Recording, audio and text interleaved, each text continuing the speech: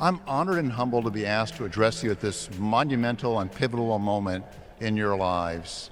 When President Wu invited me here to help celebrate your graduation from Baruch, I could not have been happier to say yes. My mind immediately raced to thoughts about this important chapter in your life, and I also reflected for a moment on the current chapter of my life. In just 5 weeks, I will no longer be able to introduce myself as the chair and CEO of KPMG, as I'll be preparing to retire after almost 42 years at KPMG.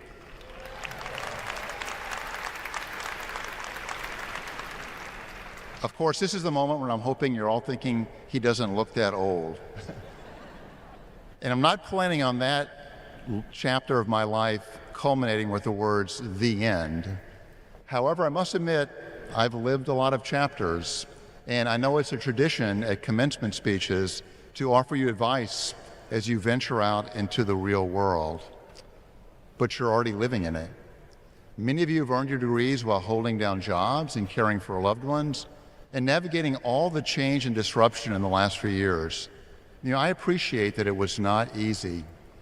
I'm one of 7 children. I was telling someone recently that my parents had 7 children, but they could only afford 1. Luckily, since I was the second one, I'm glad they had more children. But in high school, you would not have marked me as a future CEO. I wasn't exactly hitting the books, and if you ask me now to name 3 of my teachers in high school, I couldn't do it. I have to make them up. All that changed right before my senior year of high school, when I met the young woman that would ultimately become my wife. We met in a place where all young love blossoms in high school, at a nursing home. True, we were not residents, we worked there. So while I was not hitting the books, I took note that Mona was an A student. She planned to go to college. My plans were a little bit shorter term at that time, more like, where might I get a beer tonight? I had to pivot if I had any chance of dating this woman for more than a week. She's here today, and after almost 44 years of marriage, she's been a true partner, encouraging and challenging me. Thank you. She has certainly encouraged and challenged me when I needed it the most, and believing in me before I believed in myself. So I hope you will take the time today to recognize and pay tribute to all the people in your life who have encouraged, challenged, and believed in you. These people help make this possible. Your family, your friends, your loved ones. Let's give them a hand.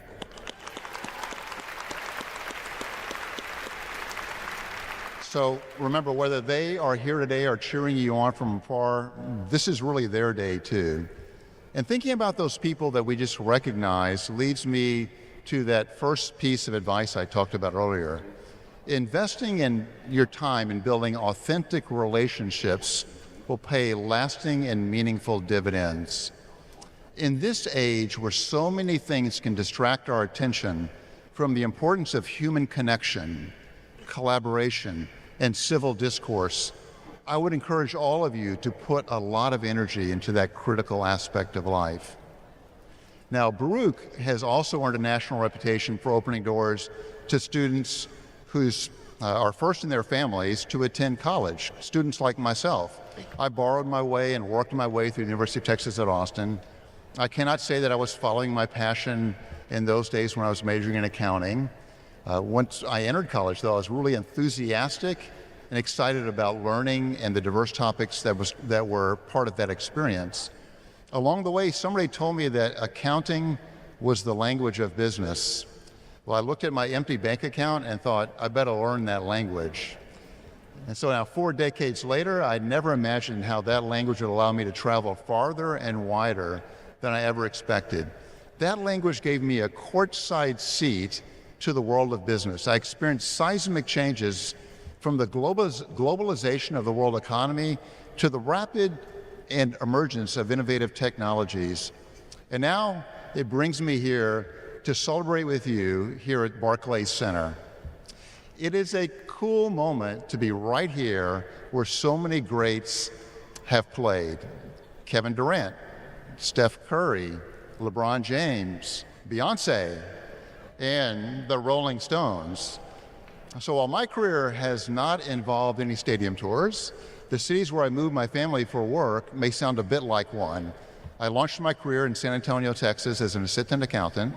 Then we moved from San Antonio to New York City, back to San Antonio, to Norfolk, Virginia, to Stamford, Connecticut, to Chicago, Illinois, to St. Louis, Missouri, and back to the greatest city in the world, New York City.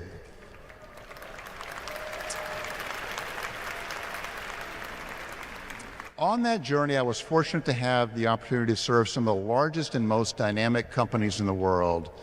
And I learned a valuable lesson, that it's good to get comfortable with the uncomfortable. Have a plan for your career, but don't cling so rigidly to that plan that you miss the interesting detours that may come your way.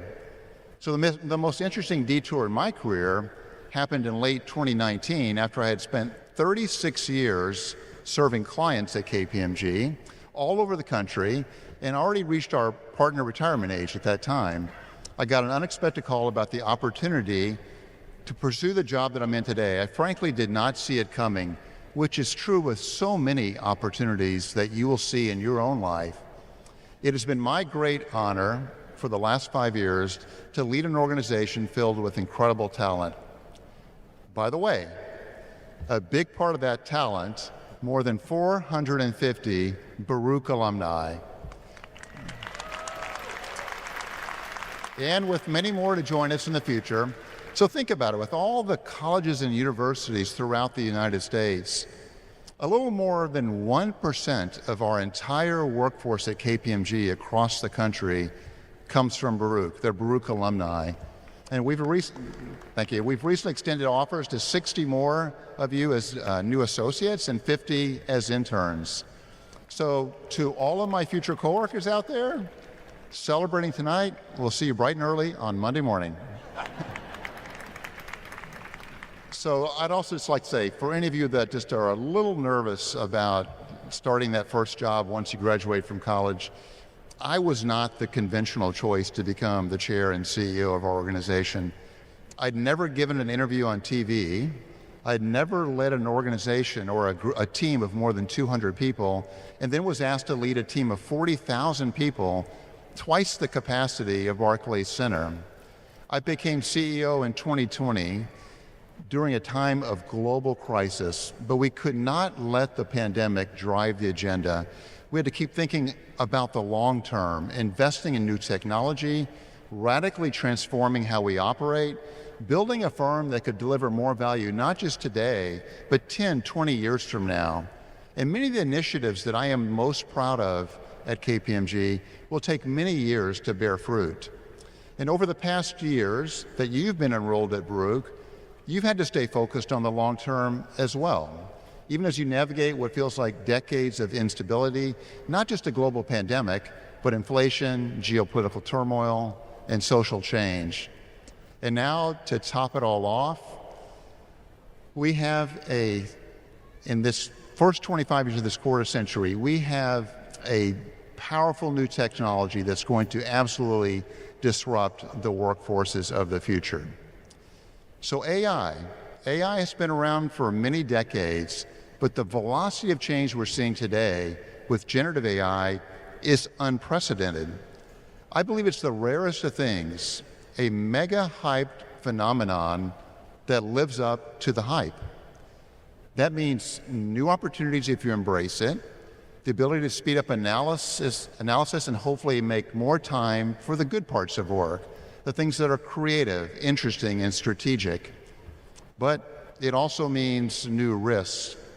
Some members of our team recently heard from a leading expert on AI who calls AI nothing less than the last great transformation of our economy. So let me ask, what were you doing on November 30, 2022? It was a Wednesday. Kevin Durant scored 39 points here that evening. You were probably busy or at class or work. We probably didn't know it at the time, but it was a day for the history books. That same expert I referred to earlier, predicted this will be a day, the day ChatGPT was launched, that we'll look back on as a real turning point. He said, prior to November 30, 2022, if you searched the web, there was a 99.9% chance that anything you saw was going to be created by a human being. Now, it's increasingly difficult each day to know who or what created any newly generated text, image, video, or sound. The one thing that we cannot do is ignore this change or pretend that it's going to go away. We must embrace it, and we must use it to our strategic advantage. And that causes me to reflect on what I mentioned earlier about my decision to study the language of business and how it provided me with an avenue for a growth mindset. Today, it's harder to navigate what is coming at you if you only speak one language. Now, I don't necessarily mean learning Arabic or Mandarin, although it's not a bad idea. Many of you have already done that. After all, Baruch students speak over 100 languages. And you study in the most linguistically diverse city on the earth. But what I mean by that is learning the language of business and the language of technology and the language of the liberal arts and the language of leading people. The most fascinating aspect of this new AI era is that it has the potential to greatly accelerate learning and innovation for each of us. And the diversity of that knowledge is crucially important to our future success. So it is simple advice, but I would encourage each of you to become a student of the world and a lifelong learner. Despite the forces that are leading to some level of global fragmentation, the capabilities of the mind with a growth mindset, augmented by the amazing nature of today's emerging technologies, can drive us to greater heights of knowledge and progress. Now, we do risk losing some of our humanity to the incredible tools we have at our fingertips today. It is true that you will never be able to add a column of numbers faster than Excel. It is true that you will never be able to crank out a research paper or speech faster than ChatGPT or Gemini, but we must separate the essential, enduring qualities of being human from the computational capabilities of AI. While Thank you. All for being human. While the capabilities of AI are growing exponentially, its power to create is amplified by your ability to think. If you aspire to be that student of our diverse society and world, and couple it with an intense desire to think critically about what fact and truth is, you will be an unstoppable positive force in this world. At KPMG, we consider ourselves a 125-year-old startup. We started out as a purely accounting firm, but we continue to change to grow our capabilities, expanding the value we can offer our clients who come to us with really tough, complex problems that do not have easy solutions. Now, each and every one of you may have to reinvent and keep reinventing who you are, maybe for the next 100 years, if AI and technology help us conquer disease. But finally, as you keep learning, make sure you do not forget what you learned at Baruch. I sometimes say that college was the most pivotal experience of my life, and I wish I could have spent my entire life on a college campus. Baruch has given you both the tools and the resilience you need to face your future. I cannot wait to see what you do with it, and congratulations to the class of 2025. Thank you.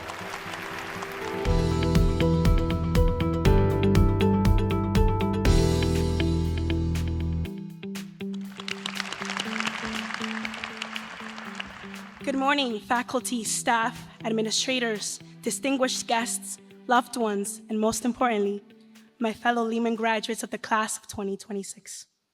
My name is Janna Reyes Núñez, and it is an incredible honor to speak to you today at Lehman College's first winter commencement ceremony. First. Thank you.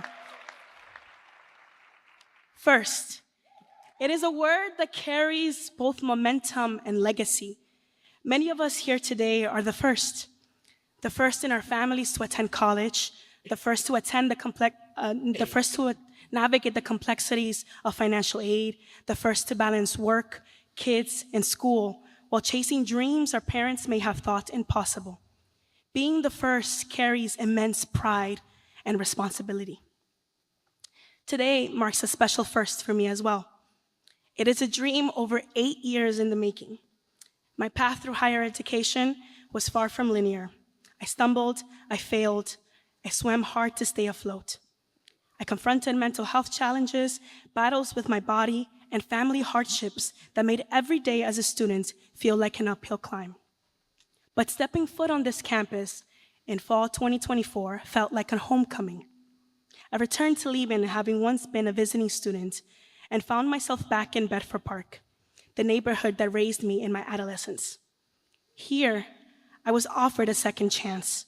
I was challenged to wrestle with perfectionism, and in the process, I discovered a community defined by resilience. As a writing fellow, I guided first-year students in finding their literary voices in a world increasingly shaped by AI. As a help-up coach, I help students navigate the enrollment process and have met adult degree students with hearts on fire, including one student who is still dreaming of becoming a doctor even at 72 years old. This is Lehman College. It is a place where perseverance is not the exception, it is the culture.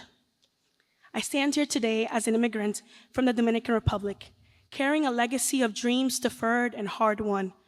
I lost my mother in 2021 and my sole grandmother 2 years later. Every late night, every fear, every small victory carries their presence with me.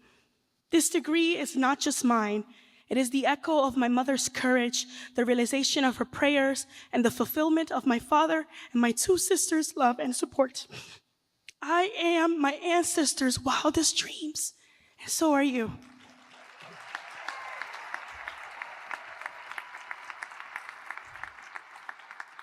Against hardship, loss, and doubt, I persisted. I reclaimed my name and my identity, not just as a student, but as a writer, as an educator, and a lifelong learner.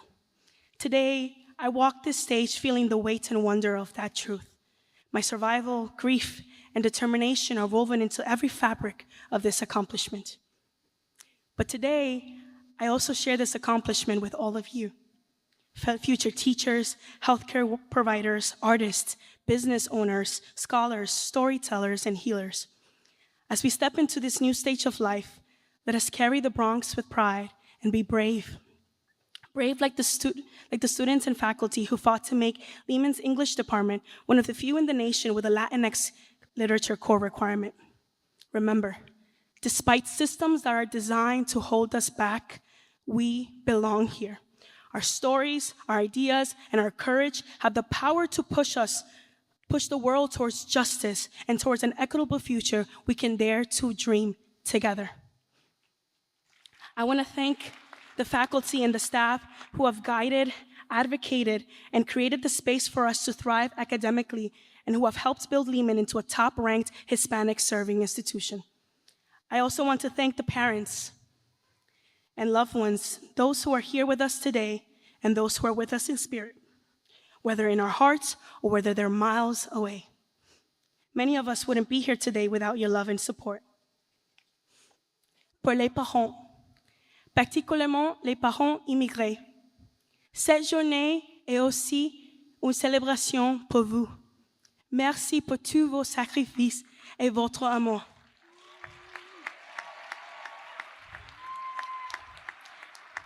Para los padres inmigrantes, quienes viajaron lejos de sus hogares con solo un sueño y la esperanza de un mejor futuro para ustedes y para sus familias.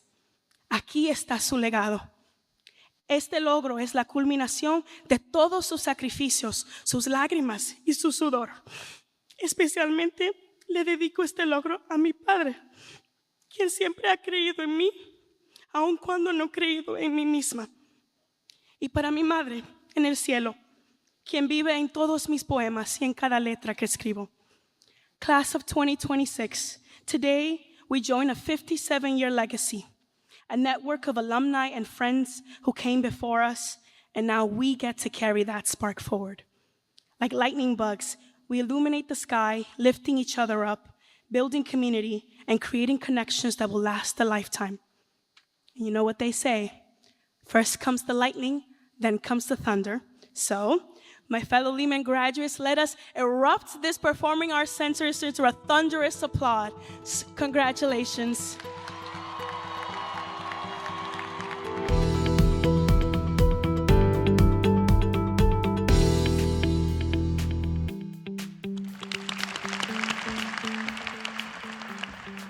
I'm so happy to be here with you all today in this joyous, momentous occasion, and I just want to say to all the graduates that after today, it's all your fault.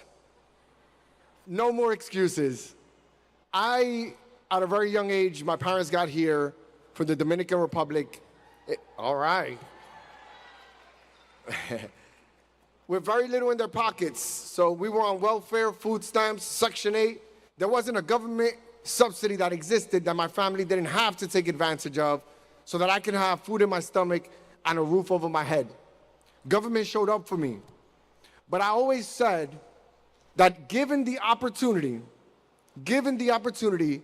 that there would be no limit to what I can do and what I can become.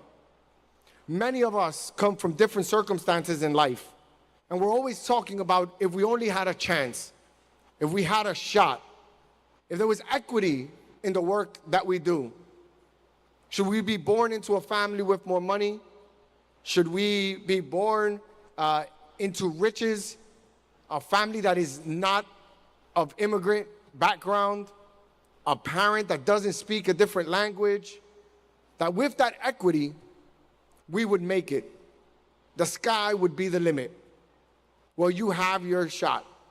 Equity has been built into your lives. You now have something that not many people in this country have. You have an associate's degree. You are given equity.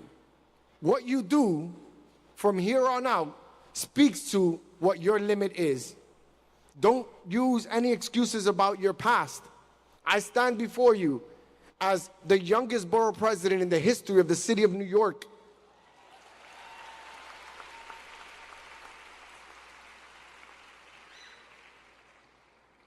As the first Dominican elected to any borough-wide seat in the city, and the first Latino in this borough of Brooklyn. And I don't say that to pat myself on the back. I say that because I'm just like you. But don't let yourself be limited. Don't give excuses. You're from Brooklyn. We don't do that. We make it happen. We get things done. The last thing I want to leave you with is that we're in a world that seems to have lost compassion. We seem to have lost a bit of who we are in our common denominator. We are all a family of the human race, and it seems like we seem to forget that every single day. I want to leave you with a quote from one of the greatest poets to ever grace the great land of Brooklyn. His name was Christopher Wallace. Most people knew him as the Notorious B.I.G. And he said, "Spread love, it's the Brooklyn way." If you were born in Brooklyn, you're raised in Brooklyn, you're educated in Brooklyn, you have an obligation to have compassion, to be kind, to show love any chance you get. So if you leave here with nothing of what I said, just remember those two things. You're from Brooklyn. We don't make excuses. And you have an obligation to spread love. Thank you so much, and congratulations to the class of 2025.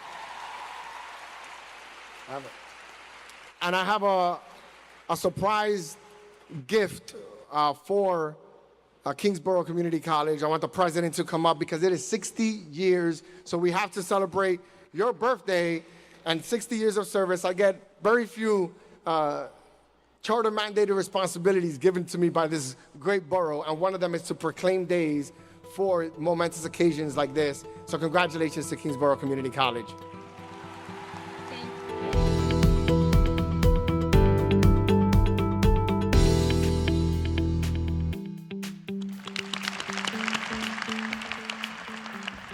Dear advocates, storytellers, and trailblazers, as I stand before you and look out at this crowd, I am reminded of when we were high school seniors opening the envelopes that held our acceptance letters to the prestigious Sophie Davis Biomedical Education Program. As we read our fate, our destiny, we were filled with raw excitement, swirling nerves, and deep pride. Up to that point, we had worked tirelessly, surpassing every expectation placed upon us. Many of us sacrificed the small joys of late teenagehood to become competitive candidates with the hopes of becoming competent and compassionate physicians. And we never stopped. We never stopped pursuing our passions, our dreams, our ambitions. Walking into Harris Hall or the NAC for the first time, we stepped boldly into the next stage of our journey, knowing our dreams waited for no one. Chemistry, orgo, physics, narrative medicine, molecules to cell, epidemiology, anatomy. It was here I first met many of you. Me, an M1 or an M2, serving as your anatomy adjunct and tutor. You, a very tired but fiercely passionate U3. Despite the relentless buzz of tasks and deadlines, you showed up. You showed up with the same diligence and drive that got you here. But this time, it was not just about an exam. In the lab, we did not simply trace the contours of muscles and nerves. We met some of our first patients. Patients who could not speak, but shared their stories through mastectomies, hysterectomies, and scar tissue. Late into the night, we studied their stories, learning the fundamentals of the human body, wisdom you would carry forward into your clinical years. Anatomy was also the first time I saw your empathy and compassion in action. You not only showed a deep respect for the donors, but your ability to support and uplift each other was truly inspiring. You pushed one another to excel, creating an environment where everyone can thrive. When I had to step away from the program as an M2, carrying the weight of doubt, I was not sure if I would ever find my way back. My path stretched over 10 years from start to finish, and today I stand here proudly as the oldest student in our entire school.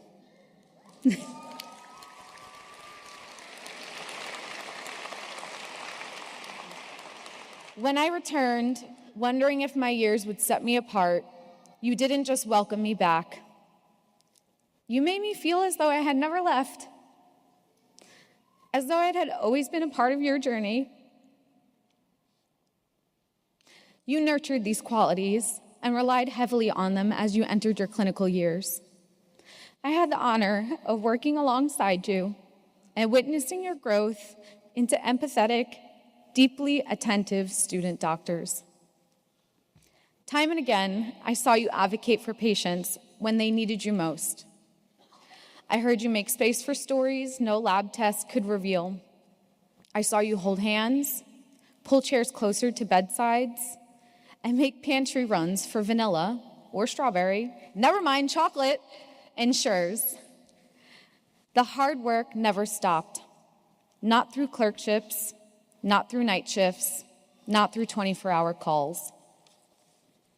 But neither did you. And then finally, fourth year. After completing our core rotations, we began to reclaim our passions. We found space to reconnect with our communities, with our loved ones, and with the parts of ourselves we had quietly set aside. Whether through roller skating, photography, dancing, travel, or simply sleeping in, we learned to refill our cups even as we continued to pour into others. And in that space, we gave ourselves permission to rest, to laugh, to cry, to feel fully once again. We needed that space to open an envelope once more. This time, it held our future. It allowed us to envision the patients we would serve, to anticipate the barriers they may face, and help them break through. Barriers born more of illness, barriers of systemic inequities shaped by history, policy, and power. As we read those words, surrounded by cheering, crying, screaming, and hugging, it became a moment we will never forget. A moment that will carry us through the times when we doubt why we started, because those times will come. Uncertainty breeds anxiety, and these are uncertain times. But I will not tell you that now is when you will do great things, because you already have. I have seen it before in the U3s who stayed in the lab long after the sun slipped beneath the city skyline, tracing not just muscles and nerves, but the silent stories etched beneath the skin. In the M3s who listened so deeply that answers rose up, not from lab results, but from the quiet places where pain and hope live. You will continue, because you are not only hands and mind, you are spirit and body woven together, dualism made whole. The flesh that moves, the mind that reasons, yes, but also the spirit that sits in stillness and hears what is unspoken. The body that grows weary and the will that says, not yet, not today. You will walk into rooms heavy with grief, and you will bring light. You will touch fevered foreheads and cool not only the skin, but the soul. You will run again and again, not just for the end shore, but for the dignity it restores. You will give and you will receive. Because healing is not transactional. It is a relationship, a sacred exchange, a mutual rising. In closing, let me leave you with the story from a chapter of my life when I stepped away and found something unexpected. During my time away from school, I found myself harvesting sunflowers for local florists and farmers markets on a farm run by a woman who had once been a registered nurse, then a medical malpractice lawyer, and now a political leader supporting survivors of domestic violence. As I worked the earth, with bees buzzing past my ears, carrying life on their wings, and learned her story, I was reminded that resilience is born from many paths, and that healing is not confined to hospitals. It is in the land, in community, in every act of tending and care. One of the most profound lessons I learned came from her cat, Jedi, a rescue that she had found on the side of the road after he was left permanently blind from eye infections.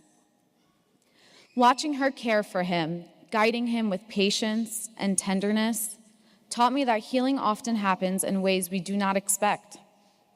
It does not always look like a quick fix. Sometimes it is a slow, persistent love that helps us find our way. That lesson stayed with me when I returned to this journey, and I have seen that same spirit in all of you. As Robin Wall-Kimmerer, a mother, scientist, environmental activist, and member of the Citizen Potawatomi Nation, reminds us, all flourishing is mutual. Let this be the truth you return to when doubt presses against your ribs. Let it hold you in the face of systems that still ask you to justify your worth. Let it call back the memory, the envelope, the tears, the voices calling your name, the moment you knew you were never alone in this work. This is the way. This is the work. And you are ready.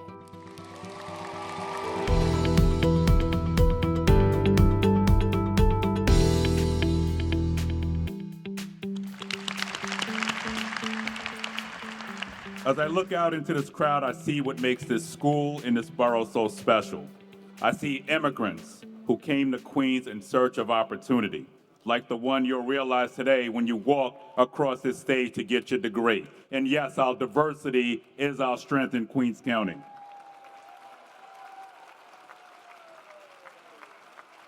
I see first-generation Americans like myself, whose parents sacrificed so much in order for their son to be the first to go to college and to graduate from college. Now, I was the first person, like I said, to go to college in my family. Raise your hand if you're the first in your family. You raise your hand.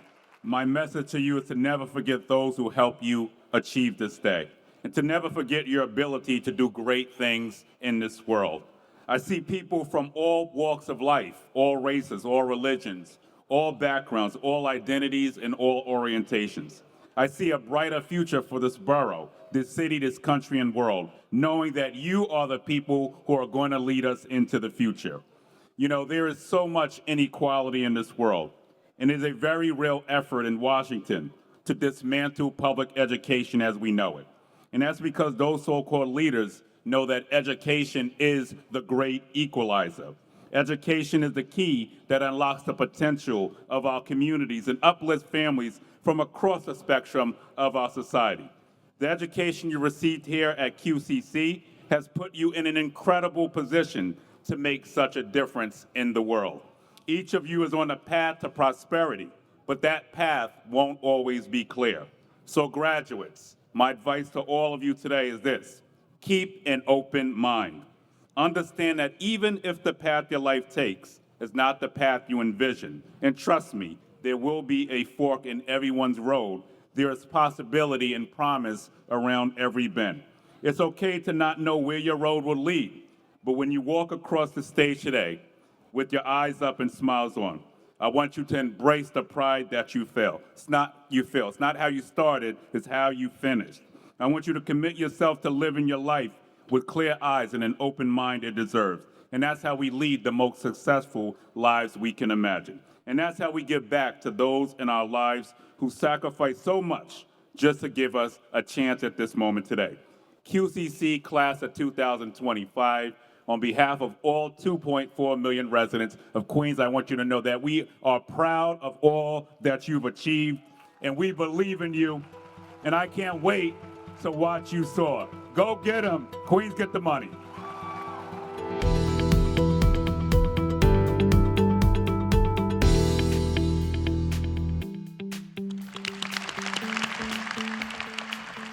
Like anyone who has been given the incredible honor of delivering a commencement address at a university they love deeply, I've spent the last weeks listening to other graduation speeches by Maggie Rogers, Henry the Fonz Winkler, Usher, Jane Fonda, and even Kermit the Frog.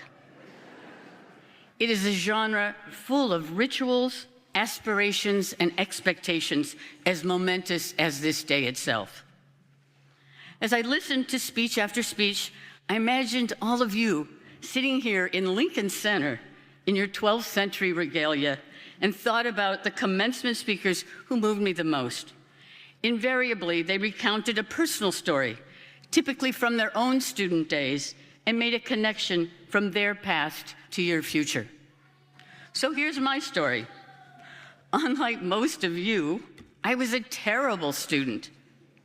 I'm dyslexic, although it wasn't really a thing when I was young. I went through elementary and high school with lousy grades and a lot of anger. I skipped school whenever I could, was insolent, was suspended a number of times, and boasted defiantly about my astonishingly low SAT scores. But I lucked out.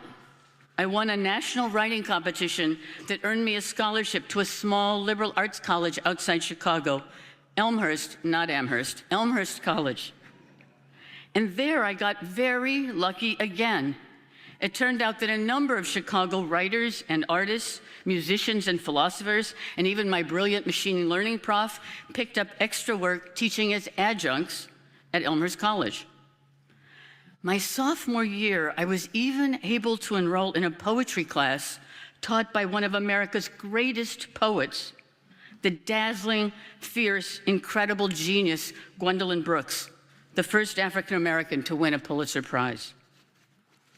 She was an amazing and very demanding teacher. She knew I was a budding playwright. She even came to one of my plays. No one could have wanted to please their teacher more than I did. And I bombed in her class. She believed in formalism, so she had us read dozens of gorgeous sonnets and villanelles and haikus and Horatian odes and limericks, and then we had to write a poem in each of those forms. The harder I tried, the worse were the poems I produced. Now, in the final tradition of graduation speeches, this is supposed to turn into a story of failure overcome by hard work, and eventually of triumph over adversity, right? It's supposed to be an allegory that you can apply to your own life, a story of how you too can succeed against odds. Well, that's not how my story went, and it's not a moral you need. You are graduate students, all of you, with degrees from the Graduate Center of the City and University of New York, the nation's largest urban public university, and in my humble opinion, the greatest. A graduate student.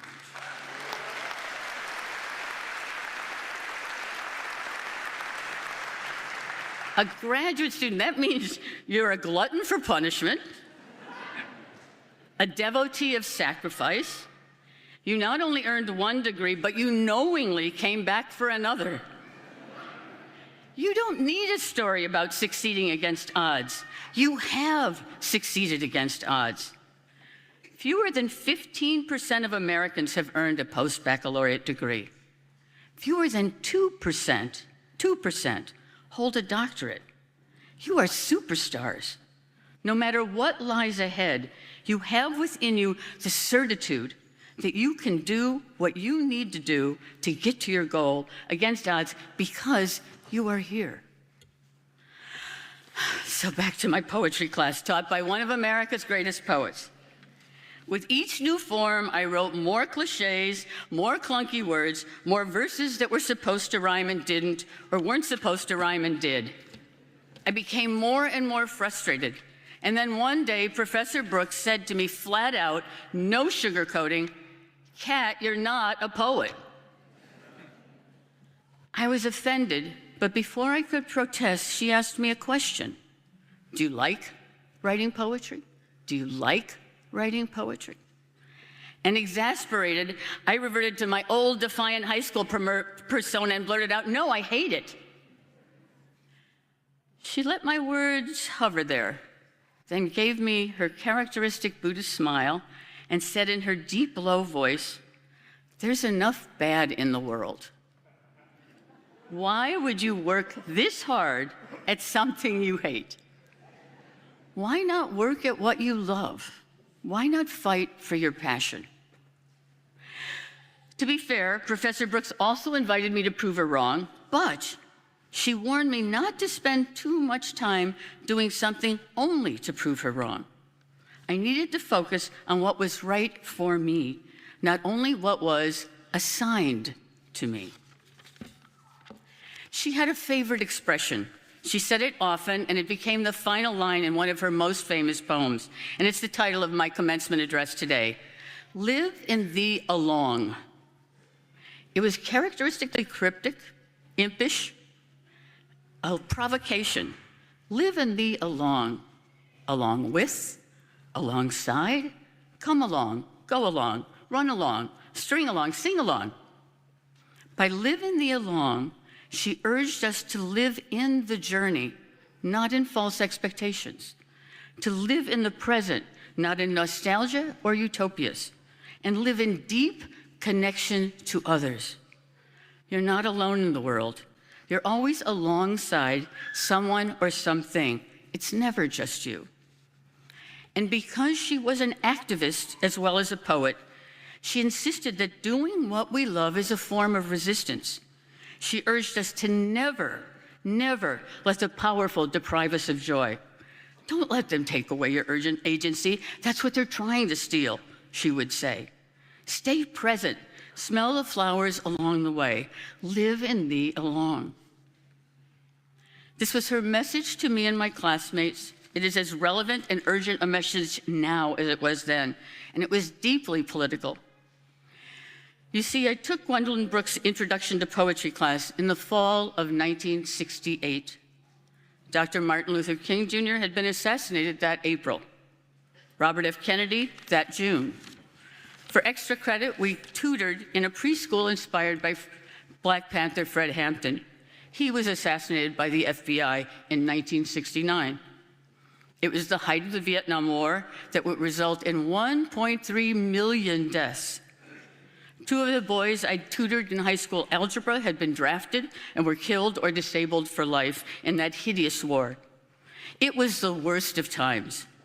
Like now. Heinous violence was televised on the nightly news then, just as it's live streamed now. But for Professor Brooks, living in the along in 1968 also meant paying attention, being aware. It meant organizing, protesting, it meant activism. 1968, Students for a Democratic Society, the anti-war movement, the civil rights movement, feminism, reproductive rights, gay rights, voting rights, the environmental movement, the open education movement.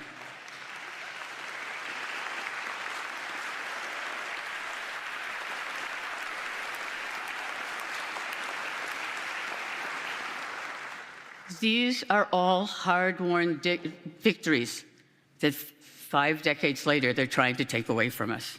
Live in the along. Today, I am addressing you at the end of my own long career, and as you are beginning the next phase of your own.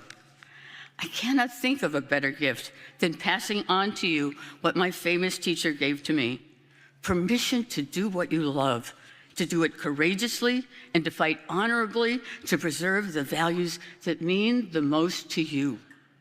History needs you. We need your training.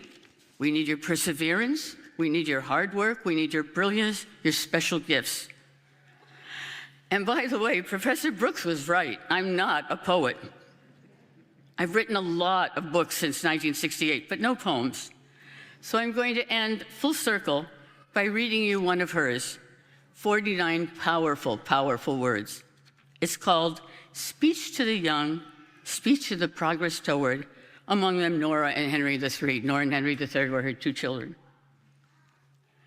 Say to them, say to the down keepers, the sun slappers, the self-soilers, the harmony hustlers, say to them, even if you are not ready for day, it cannot always be night. You will be right, for that is the hard home run. Live not for the battles won, live not for the end of the song, live in the along. Thank you. Good luck to you. Thank you for spending these important years of your life learning, achieving, succeeding, graduating. Our society needs you. There is so much work for all of us to do. You are graduating. You are ready.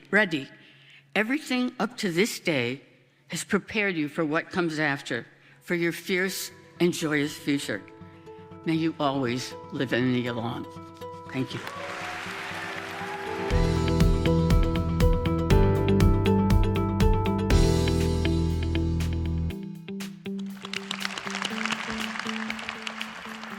Good morning, faculty, family, friends, and most importantly, the graduating class of 2025. Today, we stand at the beginning of a new chapter, a moment we all work tirelessly to reach. This journey has been filled with challenges and victories, late nights, early mornings, but through it all, we persevered. For many of us, this degree is more than a diploma. It's proof that we can overcome, proof that we can rise, and proof that we can build a future that we once only dreamed of. I stand before you as a first-generation college student, a proud Dominican from East Harlem, Washington houses. I stand before you as someone who experienced both hardships and opportunities, and who understands the weight of breaking generational cycles. My journey began with uncertainty. Before attending Lehman College, I was a student at Ithaca College on a full academic scholarship. However, during the pandemic, I was expelled and I had to return to New York. That moment left me heartbroken and uncertain about my future. I lost confidence in myself and questioned whether I belonged in higher education. But I refused to let that be the end of my story. I made the decision to enroll at BMCC to continue pursuing my education and career journey. I started off with a 1.5 GPA and often wondered if college was for me. There was many moments I wanted to give up and drop out. But thanks to the support of my family, friends, and community, I persevered and I raised my GPA from a 1.5 to a 3.5.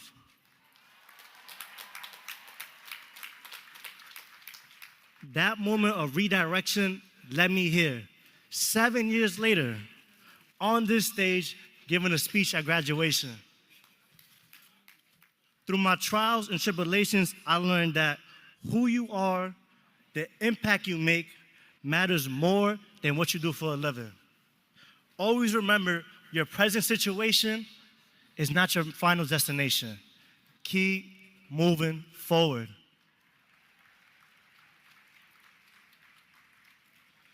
During my lowest point where I felt I hit rock bottom, my little sister, she said something to me. Trust the redirection. Those words became a guiding principle in my life.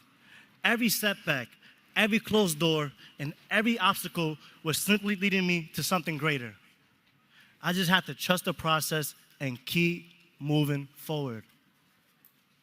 Throughout my journey, I embraced every opportunity to grow, from mentoring students at BMC3 through UMLA to leading workshops with Alpha Lehman, where I discovered my passion for professional development and giving back to my community. Thank you, Alpha Lehman. Thank you, UMLP. And thank you, the School of Business.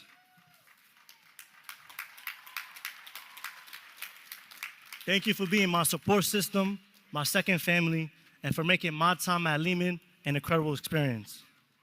I challenged myself to step into new spaces, interning at LinkedIn, preparing for a summer internship with the New York Yankees, and getting ready to launch my full-time career at Moody's this fall. One of the most important lessons I learned is that success is never achieved alone. We owe our deepest gratitude to our families who sacrificed for us, our professors who believed in us, our friends who encouraged us, and our mentors who guided us. To my grandmother, who came to the U.S. by herself with no connections, who earned her citizenship and brought the rest of the family here, you are the reason I stay here today. To my mom, who worked multiple jobs to support my...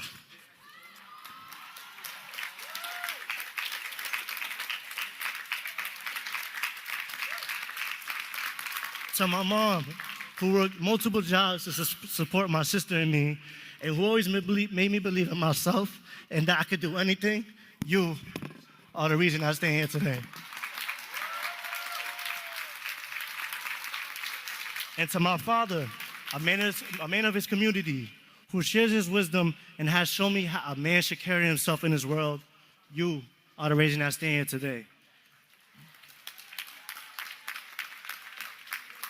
And to my little sister, who reminded me, what if God is just redirecting you? You are the reason I stand here today. I would never take these opportunities for granted. I know my grandmother and my aunt are watching from heaven, and I promise to keep making them proud. And as we leave this institution,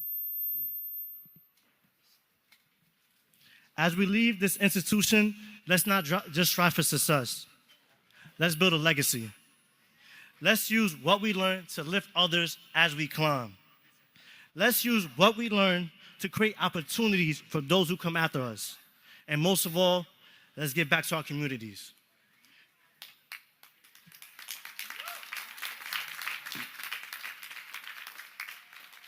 For me, that means building InstaJob and continuing to help others find their paths through professional development and entrepreneurship.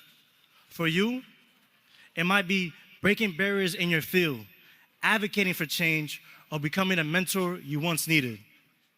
Wherever your path is, walk it with purpose. Wherever life takes you, walk it with purpose. If my journey has taught me anything, it's this: trust the redirection. When life throws unexpected challenges our way, we must remember every closed door leads to a new path. One we may not envision, but one that shapes us into who we're meant to become. We are the future leaders. We are the future innovators. We are the future change makers. Let's embrace the challenges ahead with the same determination that brought us here today. Our journey doesn't end with this degree. It begins with what we choose to do with it. Congratulations, class of 2025. This is only the beginning. Before I walk off stage, there's two more people I have to thank. My girlfriend, the love of my life, my future wife, Daviana Margarita Ortiz. You've been with me since my time at BNCC and when I was still figuring out what kind of man I wanted to become. You are the reason I stay here today. And last, but certainly not least, I want to thank God.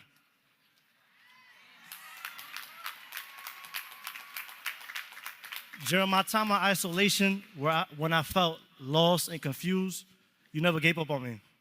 When I didn't know what I was doing, you kept me moving forward. All glory to God. You are the reason I stand here today. Class of 2025, it's okay to not have everything figured out. Trust that everything will work out and be greater than you ever imagined. Just keep moving forward. Thank you.